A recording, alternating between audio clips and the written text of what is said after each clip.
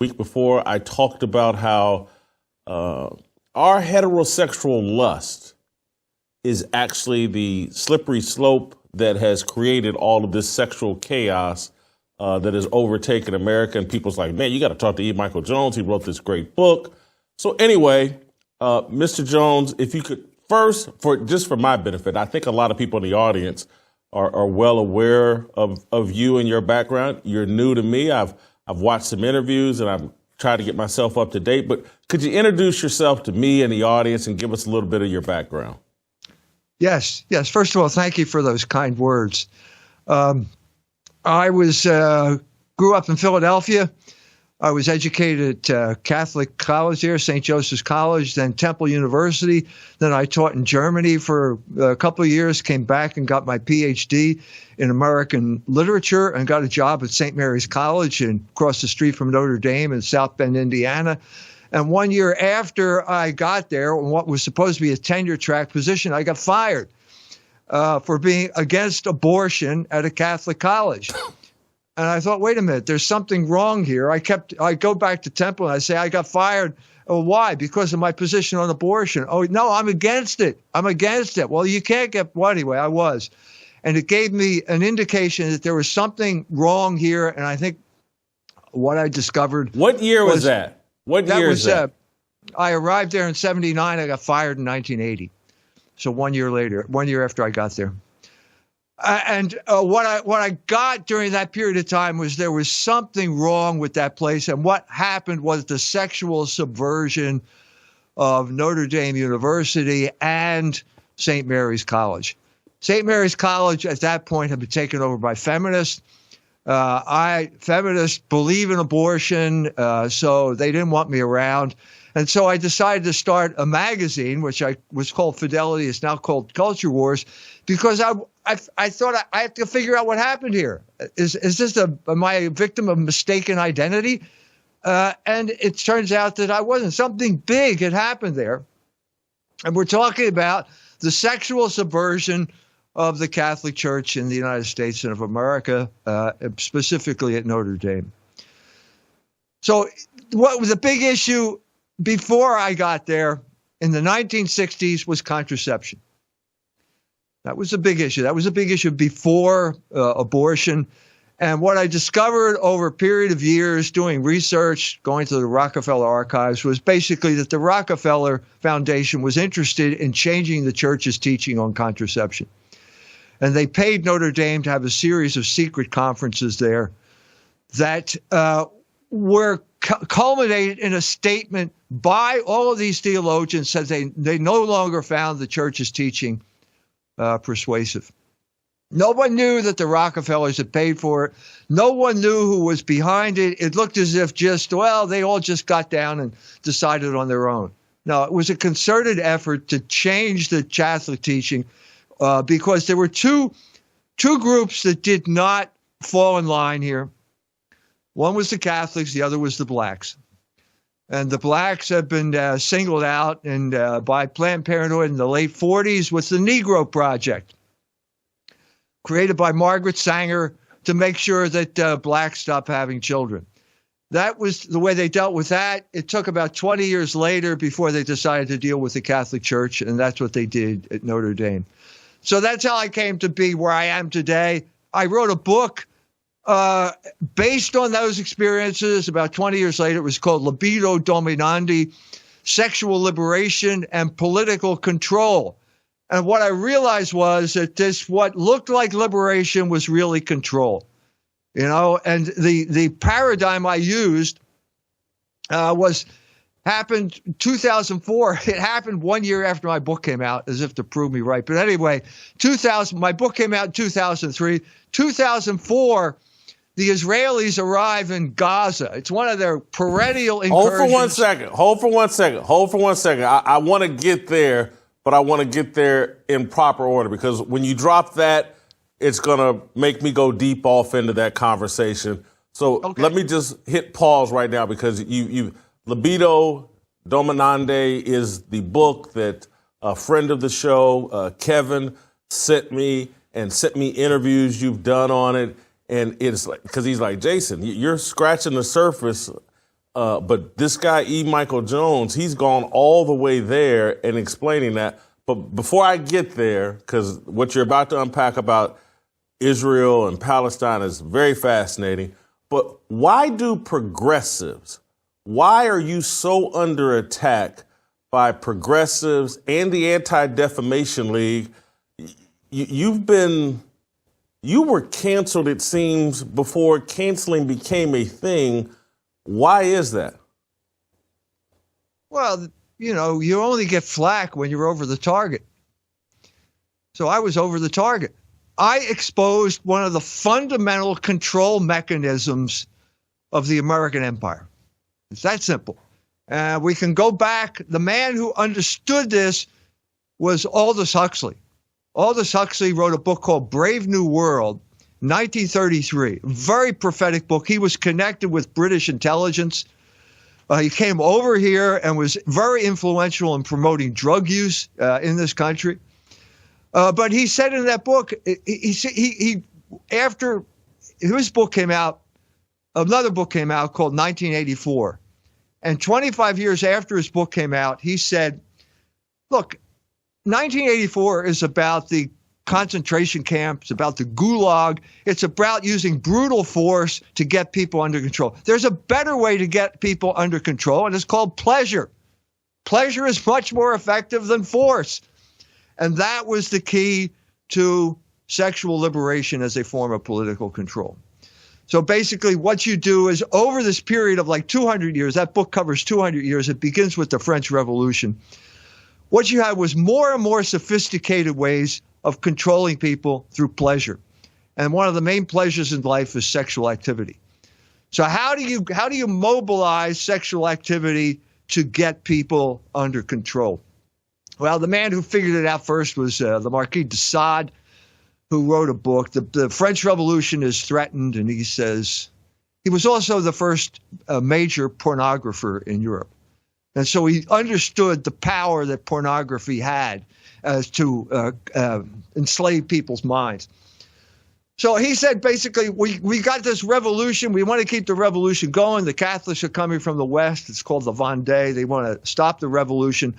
We need to spread passion.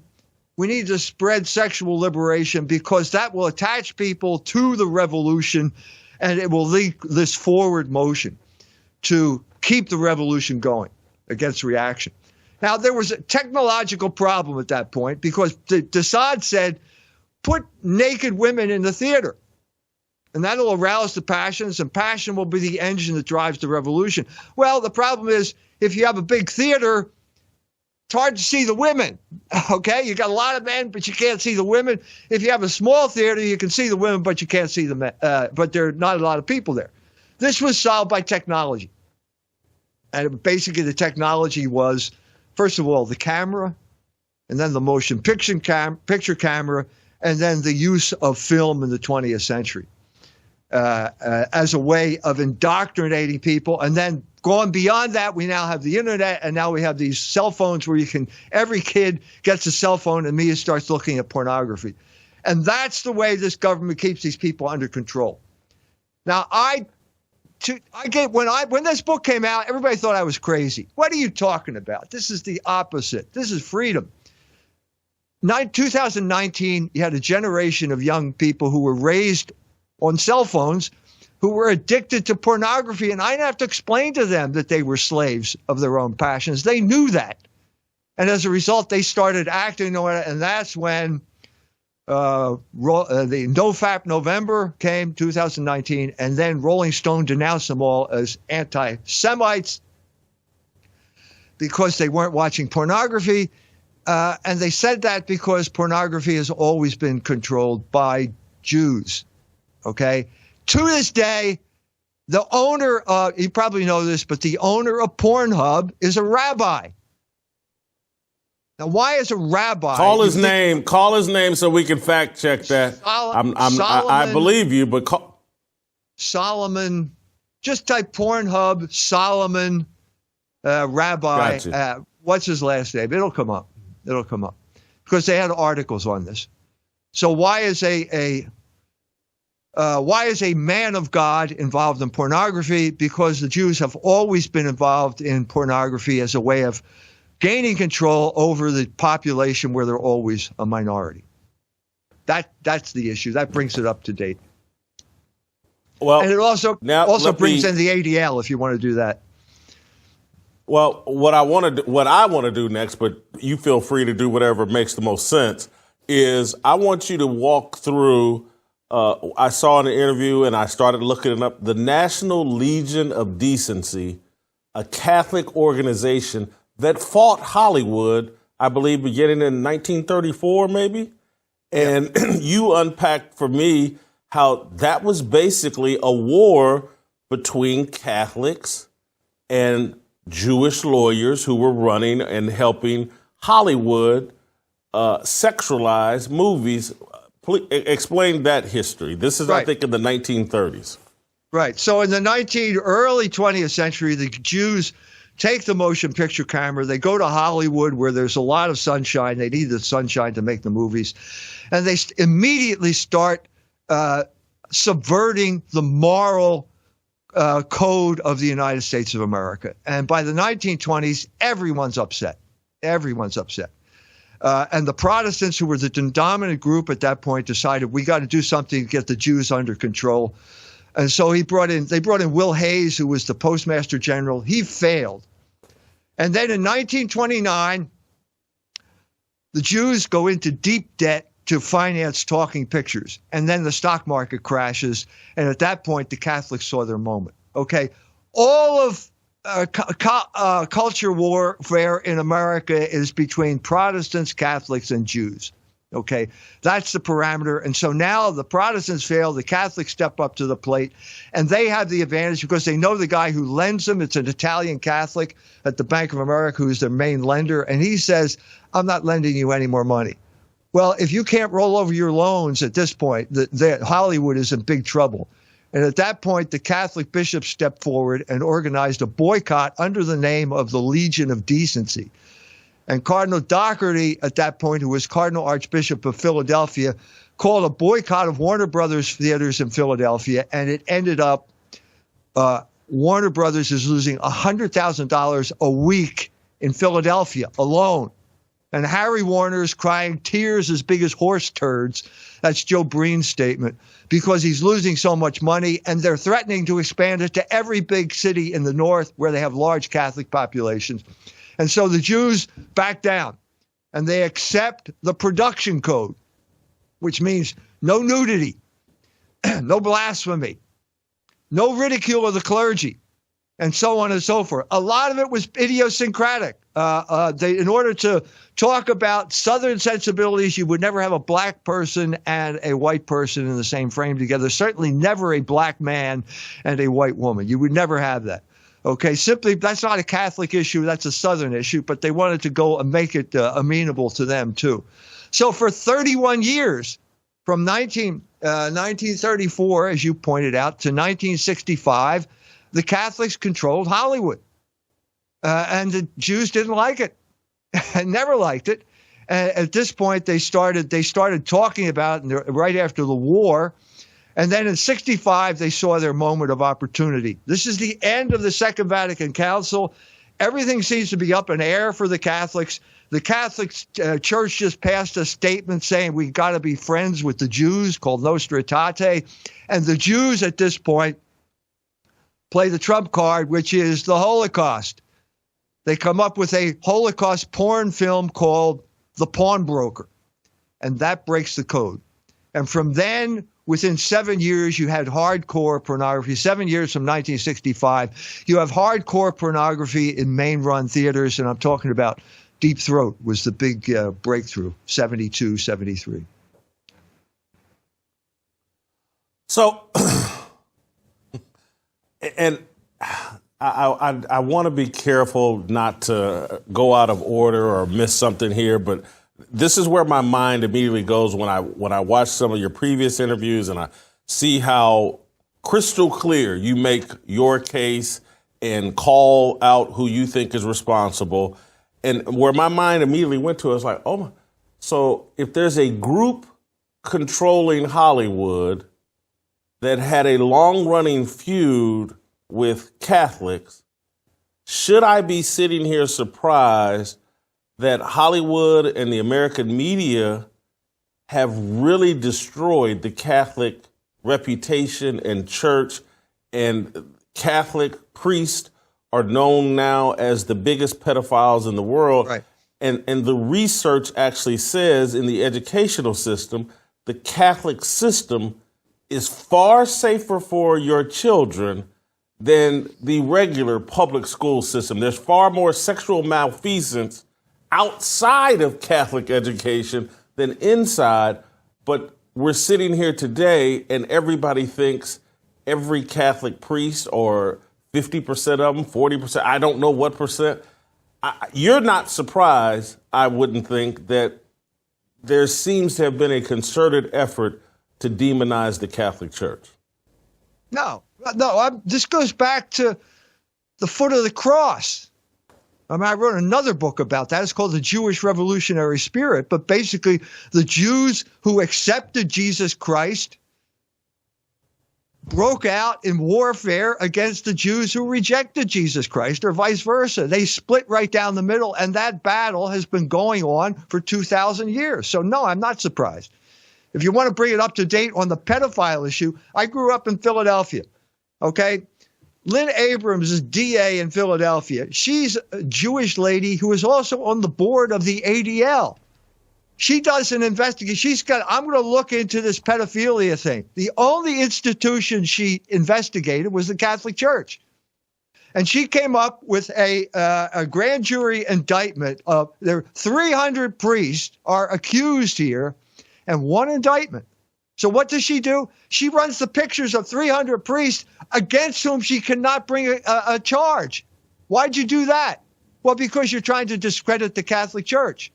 So fast forward to Harrisburg, which is 100 miles west, and you got a DA by the name of Josh Shapiro, of that group. He does exactly the same thing, and he hasn't come up with one indictment. Now, that man is now governor of the state of Pennsylvania, and he made his reputation by attacking the Catholic Church. So it's not going to go away. It hasn't gone away. It's never going to go away until one side wins over the other, or when all the Jews convert to Christianity. Now I want you to go through that bit of history from 2003, 2004. And I went and looked. I saw this interview and I was like, oh, my God. I went and looked it up. I saw it written about in the Washington Post. Mainstream people or media outlets confirm what you're about to say. It's not just E. Michael Jones. But anyway, tell the story about what happened in Palestine on Gaza Strip that you were about to go into earlier. No, it was Ramallah. Okay. Ramallah. Ramallah. So the IDF, once again, the IDF invades Ramallah, invades Gaza. And this time they do something unusual. They take over the TV stations and they start broadcasting pornography over the TV stations. Now, the question is, why would they do that? Now, if you're an American, you go to movies like The People versus Larry Flint, Hollywood movie made in the early 90s, or Boogie Nights. And the premise of both of those movies is that pornography is freedom. Okay? That's what Larry Flint says in that movie. You know, no one can be free unless I can publish pornographic magazines like Hustler. So we have to conclude then that what the Israelis were doing was bringing freedom to the Palestinians. Well, that doesn't make any sense. So we have to revise this, and we have to understand that pornography is, according to what they did. Now, the Jews have always controlled pornography, okay? And what they did was an act of cultural warfare, and it proves that pornography is a weapon. It's a weapon that's calculated to destroy people. Now, how does it destroy you? It deranges you. Now, I gave this speech. I gave it in Europe. I gave it in Iran. I gave it in Washington, D.C., and each time I gave it, someone came forward and said, I was there. I was there when it happened. And it's worse than you said, because there were snipers on top of the hospital, And if you came out of your house and tried to talk to somebody about what was really going on, you got shot. So the only source of information you had was television, and the only thing on the television was pornography. Now, this proves that pornography is a form of warfare. It's warfare against the people, whatever people you want to conquer. When Iraq was conquered, after they got rid of Saddam Hussein, the country was flooded with pornography. 1974, when Salazar dies in Portugal, and the CIA floods Portugal with pornography. That was even written up in Time magazine. This proves my point. Pornography is not freedom. It's a form of control. And so I know you've already referenced it, but I just want you to unpack it a little bit more about how pleasure and man's desire to pleasure himself actually enslaves him. I've been talking about it on this show. I've been talking about it about myself. All these issues you're talking about directly relate to me in terms of, I talk on this show all the time, and my audience gets tired of hearing, but I just want you to know who you're talking to, Mr. Jones, is, I used to love strip clubs. I used to love strippers. My whole life was built around pleasuring myself. And it took a lot of things to happen for me to go, oh, my God. I didn't use the word that you're using, but I came to that realization, like, I've been trapped by my sin. And my sin is controlling me and stopping me from living a more productive, honorable, biblically sound life. And I'm paying penalties in terms of, I've tried to explain to people on this show all the time, like, God sent marvelous women who were worthy of marriage, me having kids with, and the whole thing. And I was so lost in lust and sin that I blew the gifts God sent to me. Right. And as a 56-year-old man, I really regret it now. But anyway, there's other ways, but pleasure and how it's used against us to convict, because everybody's compromised now through their sexual sin, and they can't stand on truth. This is why we can't put a stop to anything, because everybody's easily blackmailed through their sexual sin. But go. Right. I want you to. Aquinas said lust darkens the mind. This is the biblical reference here is Samson. Samson was the man who could defeat anybody. But he had a weakness. All men have this weakness. It's called concupiscence. It's called lust. And he succumbed to Delilah's wiles. And what symbolized his bondage? They took out his eyes. He couldn't see. He was blind. Milton said, "Where is your leader now? He's eyeless in Gaza, grinding at the mill with slaves." That's what happens to you when you succumb to lust. You become blind. You didn't see the reality of those women. You mention it now. I could have had a happy life with one of these women, if I weren't blinded by my lust.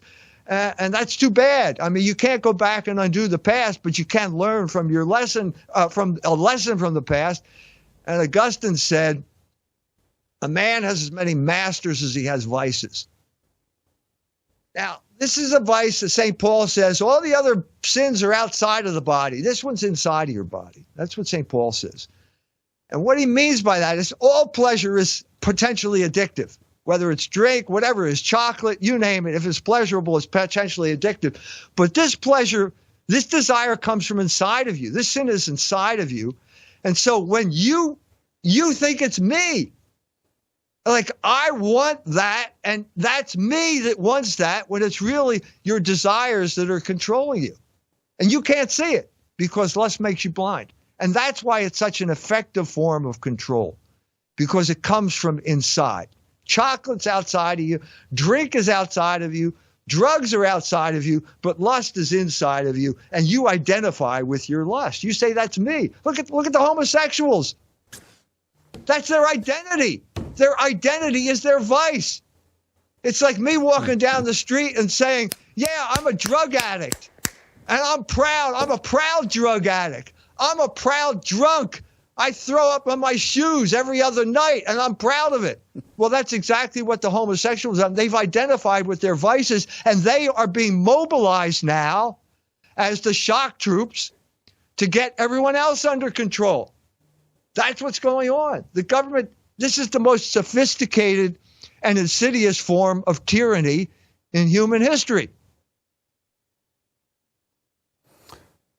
Dr. Jones, this is Anthony Walker. I'm a minister here in Tennessee. I hear what you're saying about Samson and how this sin, this lust of his caused him to go blind. I look at that in contrast. Jesus tells us one of the ways to deal with that. You know, he said, if your sin causes you, if your eye causes you to sin, pluck it out. How do you help men, or what is your advice to men who have struggled in this area, who have been compromised in this area? How do they get out of this loop that they're in? First of all, simply saying that it's a form of control got people to stop watching pornography. They've told me that simply by saying that. Now, they're the lucky ones, but it's possible. The good news of Jesus Christ is that it is possible to break the bonds of sin. It is possible to do that.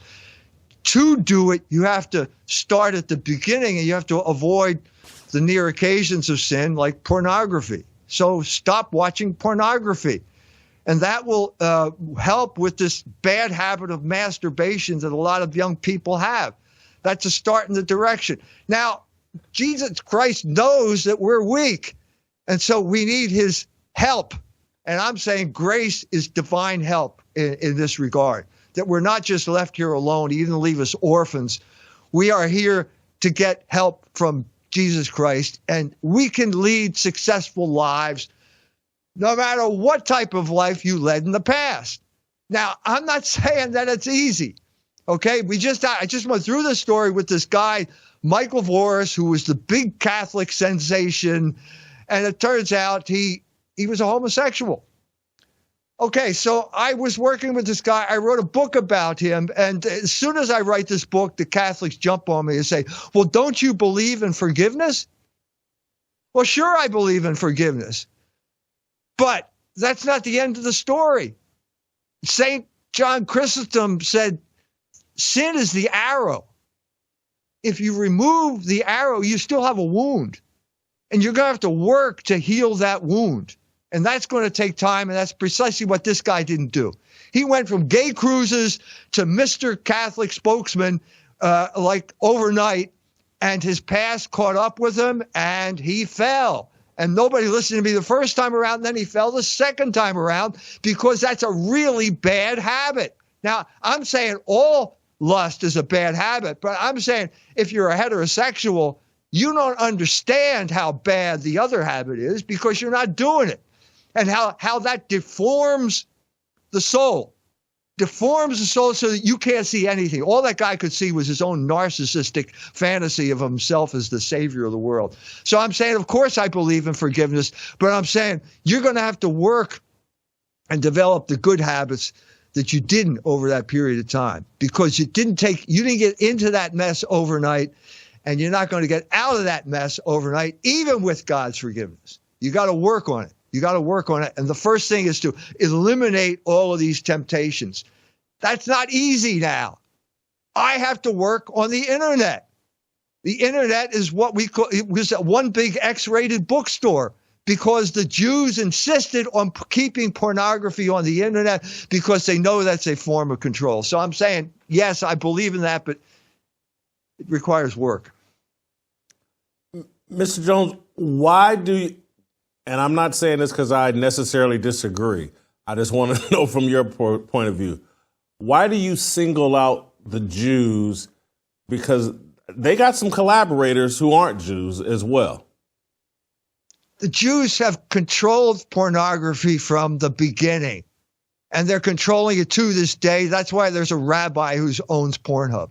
You cannot talk about pornography unless you talk about the Jews. We have a crisis here right now okay? Because no one can say the word Jew without having the ADL get on your case. And so we now have a situation where people I respect, like Colonel McGregor and Tucker Carlson, will talk about the war in Gaza, and they use the word neocon or neoconservative. That's not the issue. That's a political issue. That's an obsolete political movement anyway. And Anthony Blinken and those people are not neoconservatives. They're liberals. You have to use the word Jew. Sun Tzu said, Chinese philosopher, if you don't know who you are and you can't identify the enemy, you will lose every battle. That is the history of the Catholic Church in the culture wars in the 20th century. Catholics have been robbed of their identity. They don't know who they are, and they can't identify the enemy, and they have lost every battle in the culture wars from 1965 on.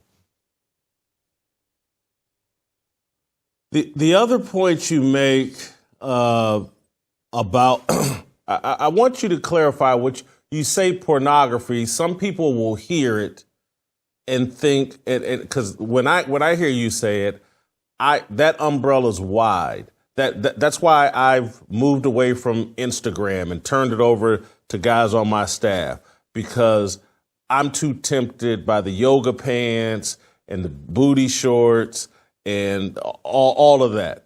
That to me is a form of soft pornography that they use just to rope you in. It's like you hop on social media. I've been complaining about these I go to ESPN.com. I'm a sports guy. I play college football. I go to ESPN.com and I get these Temu ads, and they're always selling stuff with women in very tight, seductive, form-fitting clothes. It's everything is some sort of sexual reference. Even most people wouldn't call that pornography. I do. I'm wondering if you do as well. No, I think you're talking about modesty. No, you're talking about modesty and clothing. I had this experience when I went to Iran for the first time. The New York Times reporter came up to me and said, well, what do you think about Iran? And I said, the first thing that popped into my mind was desexualization, because the women there all dress in chadors. And I just came from Chicago. I got on the plane in Chicago, and before I got on, there was a 10-story high photo of a woman in her underwear. And I didn't even think about it. We have become desensitized to the violation of modesty that women have become accustomed to. It's that simple. But that's not pornography. Pornography, to be specific, pornography is the depiction of sexual activity. So I wrote a book called The Dangers of Beauty, where I deal with the whole realm of art. In Italy, during the Middle Ages, Renaissance, that period of time, when they started getting very specific about painting the nude, painting women with no clothes on. That's not pornography, but it led to pornography before long because it was heading in that direction. So it's not pornography. Art is not pornography, and you have to make that type of distinction. Pornography is the depiction of sexual activity. Now, the main villain in my understanding right now is Twitter or X. Now, why do I say that? Because you can go on there and suddenly you get hit by pornography when you're looking up something else. This is something that Elon, if you're listening, please change that. Okay? We all suspect that the ADL controls Twitter, even though Elon has stood up to them. But you can prove, Elon, that you're not controlled by the ADL if you simply remove pornography from Twitter. Now, I thought they did this early on, but it hasn't been the case. And you can't know in Twitter whether you're going to be assaulted with pornography or not. You just can't know it. Dr. Jones, I just recently did an event with a lot of college students and high school students, probably about 400 of them. And I'm trying to get out information as a minister to young people because I know that they are bombarded with all of these depictions of sexual things and everything. And so I happened to ask them about TikTok. I said, do I need to put these messages on TikTok? And most of them, thankfully, were saying that they don't do TikTok because they can't control what they're going to see next. And Right. some of the stuff is, as you've pointed out, it is what we might call, you may say is just kind of a modesty issue. But I could look back to, I'm an art major in college, and I went to a Christian school. I didn't start seeing that kind of stuff until I'm getting to college because I grew up in the era before social media was really, a thing. So now when it is such a thing, I mean, they're getting it via all of these social media apps, and this is what they're on, the modesty stuff to the nines. How are they going to combat that in this world? Jason would say we got to go back to being Amish, but how do you see that as to combat that because they're bombarded with it? Okay. If you're going on to Pornhub, you got no one to blame but yourself. So don't go on to Pornhub. That's really stupid. Okay. But if I'm going on Twitter to find out what is happening in Germany, because there's a huge farmer strike going on in Germany right now. It may topple the government. This is important. If I'm going on Twitter to find out what's happening in Germany, why am I being assaulted by pornography? Why can't Elon do something about this? Okay, so to get back to your young people, okay, do you want to be a slave or do you want to be in control of your own life? Do you want to have a successful life? The fundamental thing that you as a 20-year-old are faced with is whether you're going to get married, find a woman who will settle down with you and start your life for real and have children. If you watch pornography, you are not attractive. I guarantee you it will have an effect on you that will make you turn you into Gollum, that creature in Lord of the Rings. That's what you will be like. And do you want to be that way? Or do you want to have a successful life? You've got to make a decision right now because you're not going to be 20 years old or whatever it is for the rest of your life. And you may wake up one day and have that regret like, geez, that I wonder what would have happened if I had married that woman. That's not a situation you want to be in. And I, like you, I'm older than you. I'm older than both of you. So I grew up in a world where this didn't exist. And I could see it coming. 1967, I could see it coming. 1969, I got married. I was 21 years old and my wife was 20 years old. And we've been married for 50 some years now.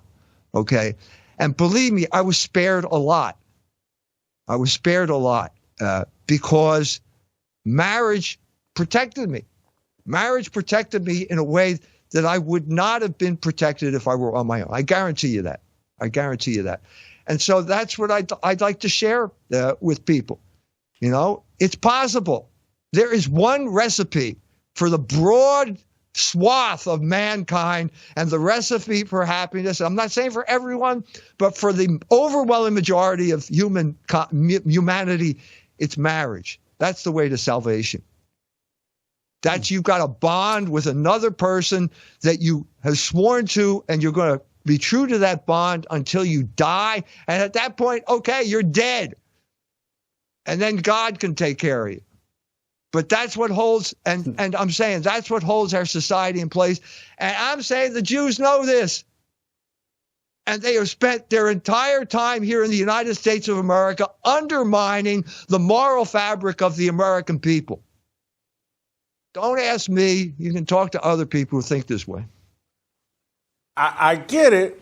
And I can't say that I disagree, but aren't you letting Joe Biden and a lot of other politicians, left and right, off the hook? Because they know what you know as well. I mean, anybody with common sense can see the moral decay overtaking America, and everybody just let's keep going. Let's go further and further. Drag queens in schools, and bring your kids to watch a drag queen gyrate in front of them. First of all, Joe Biden is not in charge of the government. It's called Biden's menu. You can look this up too. There are 457 Jews who are running the Biden administration. They're the people who are in charge. Okay? So there's no point in talking about Joe Biden. We have to be able to identify these people, and we have to call them out and hold them responsible for it. I'm going to take this, especially if you're black, because the blacks have suffered more in this regard than any other group in this country. And I'm talking about the beginning of this with the Harlem Renaissance, which I've written about in detail. The Jews took over the blacks early on. They created an institution called the National Association for the Advancement of Colored People. Okay? Now, this was created for one reason, and that was to destroy Marcus Garvey, who was the great black nationalist from Jamaica. In New York at this time. And they got this guy, W.E.B. Du Bois, or Du Bois, or however you want to pronounce it, Harvard guy, and he was the front man, so that when Marcus Garvey went to NAACP headquarters, he walked in and he said afterwards, I didn't see one black man there. It was all Jews. The Jews had taken control of the black population. They destroyed black nationalism under Marcus Garvey, and then they created this plantation for black people known as sexual liberation. It was called jazz. It was called the Harlem Renaissance. It was always some Jew determining how you were supposed to be as a black man. And they all the way up to Kanye West. I don't know what you saw, whether you saw that. Probably everybody saw it, but Dave Chappelle gave that great monologue on Saturday Night Live, and the whole punchline of that was, put your chain on. There was a profundity to that, okay, because there is a chain. It's a golden chain, but it's still a chain. And Kanye made a lot of money, but he could only make the money if he had that chain on. You know, because they can yank that chain whatever they want. And they did that to Kanye. They did it to Kyrie Irving. They did to a lot of people. And what you saw was you can't step over that line. You can be a rich black guy with a lot of gold around your neck, but there's one thing you can't say. And that's what he said. The Jews. You can't say it. You know, you're not allowed to put those two words together. That was a profound statement on the part of Dave Chappelle. Mr. Jones, you are fearless. You are fearless. My God. And I know there'll be some people, well, how you going to let this man? The man is speaking facts, and I know the intent of what he just said, and I got no problem with it, bro. You were both Thank image you. bearers. Wow. You said, let me ask one last question before I let you go. And I got a little pet phrase, be quick but don't hurry. But take your time. I've been making this argument that heterosexual lust, that we fronted it, we centered it, we sold every product in the world. We sold Carl's Jr. hamburgers with women in bikinis simulating lesbian sex. And, you know, every movie you turned on, there's some sex scene that doesn't advance the narrative of the story. Just everywhere you went, sex, heterosexual lust, everywhere. It's in the music now, rap, R&B, rock and roll, country, sex, heterosexual lust. And I'm arguing, and obviously you're going to say whatever you think, clearly. But I'm arguing that our heterosexual lust so front and centered that there's an equal and opposite reaction to that. And that's why the LGBTQ feels so comfortable centering their sexual lust, that we are actually the beginning of the slippery slope. Heterosexual lust is what opened the door for all of this. Yeah, I agree with you. And I think in order to make that clear, I think we have to talk about a generational change. Okay. Now, what does lust do to you? Let's say you're the father. It weakens you. What is the cause of homosexuality? It's the distant, absent father. It's father deprivation. And so what you have here is a group of the next generation comes along. Dad is out of commission. He's not the man that he should be. He's not the power, that he should be, the example that he should be, because he's weakened by lust. He's weakened by Playboy back in the 50s, whatever it is. And the result was that he's distant. The result is that he's distant from his children. And when child perceives that the father is distant and the mother is dominant, he becomes a homosexual. That's the cause of homosexuality. It's not genetic. That's the cause. And so a natural consequence of the sexual liberation of the 1960s would be the homosexual liberation movement of the 70s and 80s. It follows like night from day. Thank you, brother. Hopefully we'll have you back if the show hadn't been canceled after this. Thank you for having me. The point is that we have to have discussions like this. Otherwise, we are all going to go down the drain. And that's why you're doing a service to all of us by allowing this type of discussion. And I'm thanking you for it. Thank you.